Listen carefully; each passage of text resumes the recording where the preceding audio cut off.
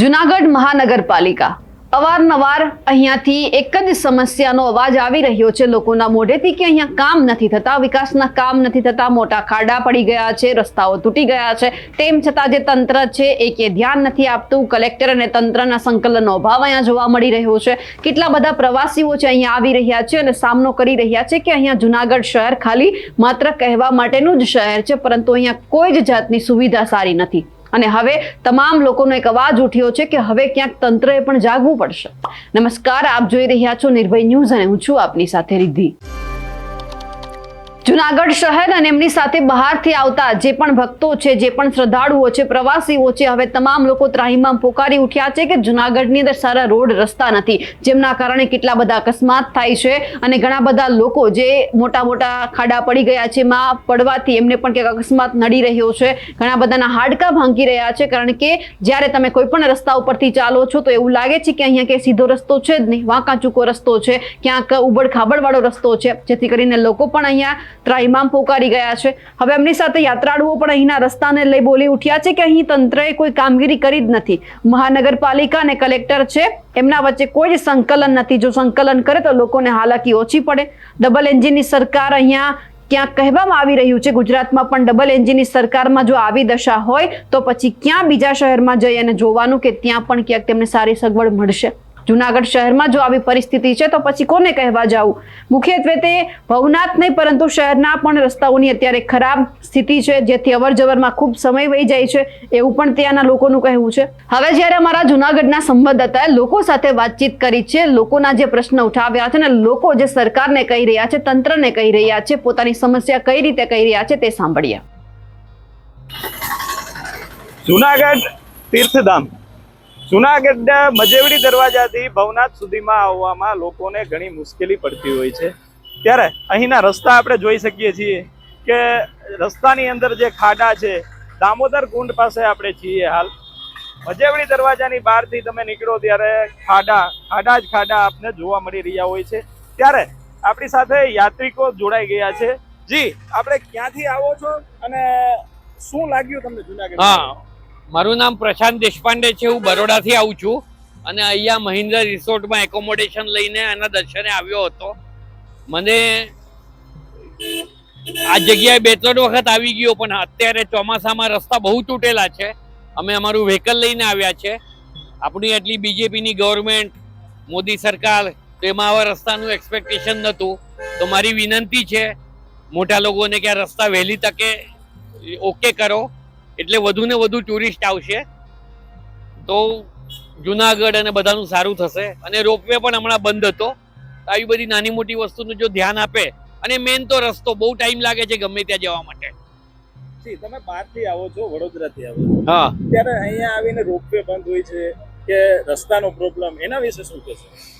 એના વિશે તો મને અહીંયા મેનેજમેન્ટ છે કોણ છે ખબર નથી, પણ આપણી સરકાર, જુનાગઢના કલેક્ટરશ્રી, મેયરશ્રી, અહીંનું વહીવટી તંત્ર, એ લોકો જો થોડું ધ્યાન આપે તો તરત સુધરી શકે. અને અહીંયા મને ઘણા લોકો ઓળખે છે અને હું બહુ વખત આવું છું અને હું કોઈની ટીકા નથી કરતો, પણ આ વહેલી તકે સુધારો કરીને ઇન્ટરવ્યુ આપી રહ્યો છું. તો આપણી સાથે બીજા એક યાત્રિક જોડાઈ ગયા છે. જી, શું કહેશો તમે? અહીંયા કેટલી વખત આવ્યા અને તમારા નામથી? મારું નામ રાજેન્દ્ર ગાંધી છે. અમે વડોદરાથી આવ્યા છે. જ્યારે અમે જુનાગઢમાં પ્રવેશ કર્યો ત્યારે અમને ત્યાં આગળ પેટ્રોલ પંપથી આગળ જ ખબર પડી કે અમે નાવડીમાં બેઠા છે, ગાડીમાં નથી બેઠા.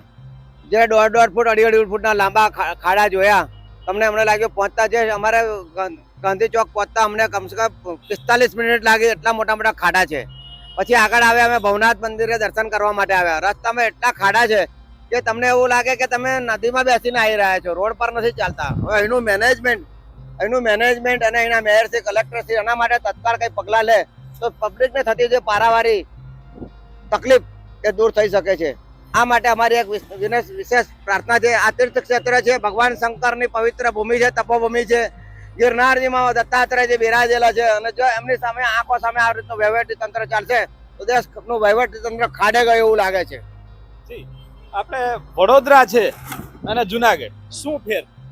વડોદરા અને જુનાગઢમાં ફરક કહીએ તો અમે એક્સપેક્ટ કરજો કે જુનાગઢ આપણા ભગવાન શંકરની આટલી છે પવિત્ર ભૂમિ છે તો ત્યાં આગળ રસ્તા બધા શુદ્ધ હશે અને સારું વહીવટી તંત્ર છે, પણ જોયું તો બહુ એકદમ નીચલી કક્ષાનું વહીવટી તંત્ર મળ્યું અમને, અને કોઈ જાતની સુવિધા નથી.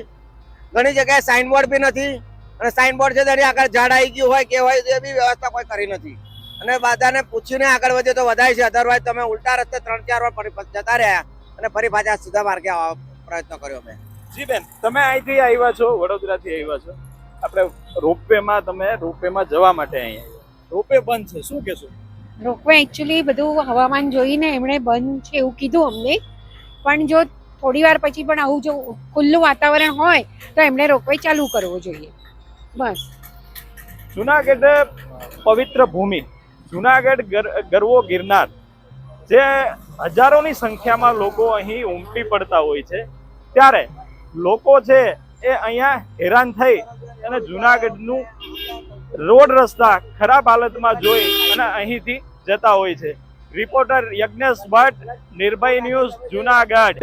તમે ક્યાંથી આવો છો ને તમારા નામથી? અમે જેતપુરથી આવીએ છીએ. અહીંયા આવવામાં બહુ મુશ્કેલ પડે છે, દામોકુંડની અંદર આવવા માટે. બરોબર, બહુ રસ્તો ખરાબ છે, અવારનવાર અમે આવી જ છીએ, પણ બહુ ખરાબ રસ્તો છે. આ ખરેખર આ રસ્તો રિપેર કરવો જરૂરી છે. તમે ક્યાંથી આવ્યા છો? રસ્તામાં તમને કેટલા ખાડાઓ અને નડ્યું એવું? અમે જેતપુરથી આવ્યા છે, પણ જુનાગઢની અંદર પ્રવેશ કરતા બહુ જ ખાડા છે અને બહુ મુશ્કેલી પડે છે. તમે અહીંના તંત્ર પાસે કઈ માગણી કરો? અહીંના તંત્રને એટલી વિનંતી કે આ રસ્તો તાત્કાલિક રિપેર કરવો જોઈએ. શ્રદ્ધાળુઓ અહીંયા અમાસ હોય, પૂનમ હોય, ભવનાથ તીર્થ ક્ષેત્ર છે, જ્યારે હજારોની સંખ્યામાં લોકો અહીંયા ઉમટતા હોય છે. તમે ક્યાંથી આવો છો, તમારા નામથી, અને તમને શું મુશ્કેલી પડી? અમે જેતપુરથી આવી છીએ. જુનાગઢની અંદર આવતા જ બધે રસ્તો ખરાબ જ છે. તંત્રની આ જવાબદારી છે, આ નગરપાલિકાની મહાનગરપાલિકા છે. આને માટે આ લોકોને કંઈક તાત્કાલિક કરવું જ પડે રસ્તાનું. શું કહેશો તમે? ત્યાંથી અત્યાર સુધીમાં અહીંયા આવ્યા, તમને કઈ મુશ્કેલી પડી? મુસીબત પૂરેપૂરી જ છે રસ્તામાં. જુનાગઢની અંદર એન્ટ્રી થાય ત્યાંથી જ મુસીબત છે. શું કહેશો તમે? મેં તો કહ્યા તંત્ર તાત્કાલિક આ રસ્તાનું કામ કરવું જ પડે. મહાનગરપાલિકા ખાલી નગરપાલિકા નથી, બરાબર. આને આ એક સ્થળ છે, ધામ છે.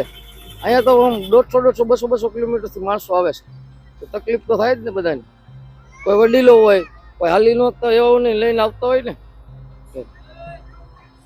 જી, તો અહીંયા તંત્ર પાસે લોકોની એ જ માગણી છે કે ખાડાઓ રિપેર કરે, ખાડાઓ પુરાવે.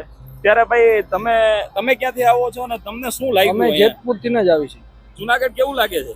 જુનાગઢ બહુ ખરાબ છે રસ્તા. શું કહેશો? તંત્ર રસ્તાઓ કેવા લાગ્યા તમને? નગરપાલિકા રિપેર કરવાના, બીજું વિનંતી એમ. અમારા અહેવાલને લઈને આપનું શું માનવું છે કમેન્ટ કરીને ચોક્કસથી જણાવજો. સાથે જ અમારી નિર્ભય ન્યૂઝ ચેનલને લાઇક, શેર અને સબસ્ક્રાઇબ કરવાનું ભૂલશો નહીં. નમસ્કાર.